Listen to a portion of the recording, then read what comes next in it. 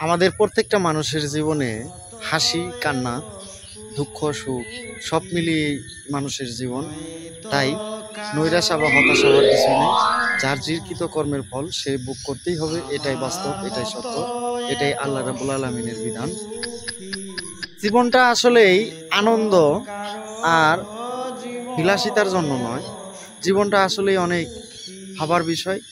আমাদের জীবনে অনেক কিছুই ঘটে যেগুলা আমরা কল্পনাও করতে পারি না। অনেক ধৈর্য আর অনেক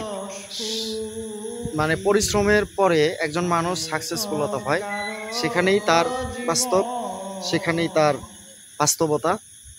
আর বাস্তবতা খুব কঠিন, এটা সিনেমা না, এটা জাগতিক জগতে দুনিয়া সবাই আসছি, সবাই এভাবেই থাকতে হবে।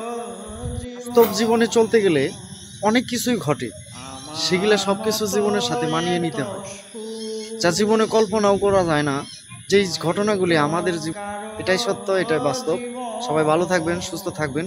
আমার এই ভিডিওটা যদি ভালো লাগে সবাই সাবস্ক্রাইব করে আমার পাশে থাকবেন ইনশাল্লাহ।